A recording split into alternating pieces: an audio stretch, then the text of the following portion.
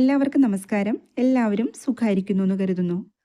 വെറും 5 മിനിറ്റ് കൊണ്ട് തയ്യാറാക്കിയെടുക്കാൻ പറ്റുന്ന വളരെ സ്വാദോടു കൂടിയിട്ടുള്ളൊരു ഒഴിച്ചുകറിയാണ് ഇന്നത്തെ റെസിപ്പി. പച്ചക്കറി ഒന്നും തന്നെ വേണ്ട ഈ ഒരു കറി തയ്യാറാക്കിയെടുക്കാനായിട്ട്. ഇതുവരെയും ഇതുപോലൊരു കറി തയ്യാറാക്കി കഴിച്ചു നോക്കാത്തവരൊക്കെ ഉണ്ടെങ്കിൽ ഒന്ന് ട്രൈ ചെയ്തു നോക്കൂ. അപ്പോൾ ഈ ഒരു റെസിപ്പി എങ്ങനെയാണ് തയ്യാറാക്കിയെടുത്തിരിക്കുന്നതെന്ന് വീഡിയോ എല്ലാവരും കണ്ടു നോക്കൂ. കറി തയ്യാറാക്കിയെടുക്കാൻ വേണ്ടിയിട്ട് ഞാൻ സ്റ്റൗ ഓൺ ചെയ്തിട്ട് ഒരു പാൻ വെച്ച് കൊടുത്തിട്ടുണ്ട്. പാൻ ഒന്ന് ചൂടായതിന് ശേഷം നമുക്ക് കുറച്ച് സാധനങ്ങളൊന്ന് വറുത്തെടുക്കണം. ഒരു 1/4 ടീസ്പൂൺ ജീരകം, ചെറിയ ജീരകമാണ് എടുത്തിരിക്കുന്നത്. അതുപോലെ തന്നെ 4 വറ്റൽമുളകും എടുത്തിട്ടുണ്ട്. ഈ ഒരു കറിയിലേക്ക് വറ്റൽമുളക് തന്നെ ചേർത്തിട്ട് തയ്യാറാക്കിയെടുക്കുക. മുളക് പൊടി ചേർത്ത് കഴിഞ്ഞാൽ നമ്മുടെ കറിയുടെ യഥാർത്ഥ ടേസ്റ്റ് കിട്ടില്ല. ഇപ്പോൾ ചെറിയ ജീരകമൊക്കെ ഒന്ന് പൊട്ടി വന്നിട്ടുണ്ട്. അതുപോലെ വറ്റൽമുളകിൻ്റെ കളറും മാറി കിട്ടിയിട്ടുണ്ട്. ഒരുപാട് അങ്ങോട്ട് കറുത്ത കളറിലേക്ക് വറ്റൽമുളക് എടുക്കരുത് കേട്ടോ. ഇതാണ് ഇതിൻ്റെ ഒരു പാകം. ഞാൻ സ്റ്റവ് ഓഫ് ചെയ്ത് കൊടുത്തിട്ടുണ്ട്. പാനിൽ നിന്ന് ഇത് രണ്ടും ഒന്ന് മാറ്റി കൊടുക്കുന്നുണ്ട്. അപ്പോൾ വറ്റൽമുളക് അങ്ങനെ കറുത്ത കളറിലേക്ക് വന്നാൽ നമ്മുടെ കറിയുടെ കളറിലും വ്യത്യാസം വരും. അതുകൊണ്ട് ഈ ഒരു രീതിയിൽ തന്നെ എടുക്കാനായിട്ട് ഒന്ന് ശ്രദ്ധിക്കുക. ഞാൻ ജീരകവും അതിൽ നിന്ന് ഒന്ന് മാറ്റി കൊടുക്കുന്നുണ്ട്. ഇനി നമ്മൾക്ക് ഇത് രണ്ടും നല്ല പോലെ ഒന്ന് ആറിയതിന് ശേഷം അരച്ചെടുക്കാനുള്ളതാണ്. മിക്സിയുടെ ജാറിനകത്തേക്ക് ഇപ്പോൾ നമ്മളിതാ വറുത്ത് വെച്ചിരിക്കുന്ന ചെറിയ ജീരകവും വറ്റൽമുളകും ചേർത്ത് കൊടുക്കുക. അതുപോലെ അല്പം നാളികേരവും ചേർത്ത് കൊടുത്തിട്ടുണ്ട്. നാളികേരം ഒരു ചെറിയ ബൗളിന് 1 ബൗളാണ്. അതുപോലെ തന്നെ അല്പം തൈരും കൂടെ ചേർത്ത് കൊടുക്കുക.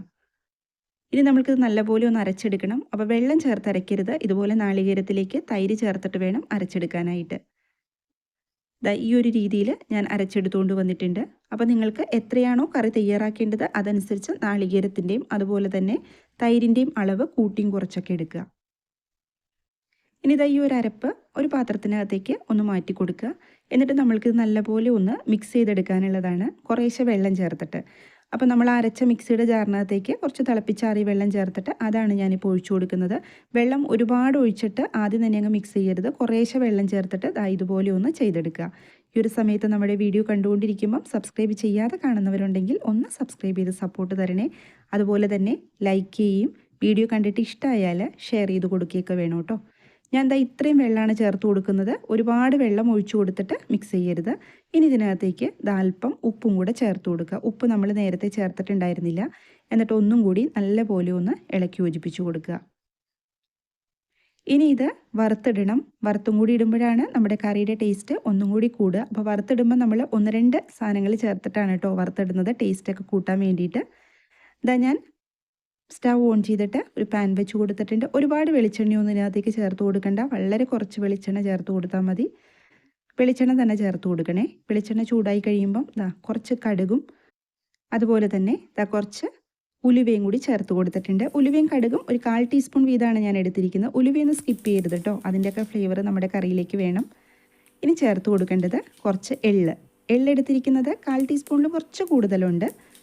പിന്നെ അല്പം കറിവേപ്പിലയും കൂടി ചേർത്ത് കൊടുത്തിട്ട് നല്ലപോലെ ഒന്ന് ഇളക്കി യോജിപ്പിച്ച് കൊടുക്കുക.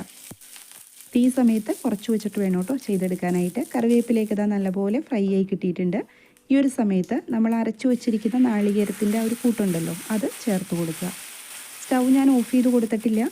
കറിയിലേക്ക് ചെറുതായിട്ടൊന്ന് ചൂട് വന്നതിന് ശേഷം മാത്രം സ്റ്റൗ ഓഫ് ചെയ്ത് കൊടുക്കുക. തിളപ്പിക്കരുത് കേട്ടോ. തൈര് നമ്മൾ ചേർത്ത് കൊടുത്തിട്ടുള്ളതാണ്. ഈ ഒരു സമയത്ത് ഞാൻ സ്റ്റൗ ഓഫ് ചെയ്ത് കൊടുത്തിട്ടുണ്ട്.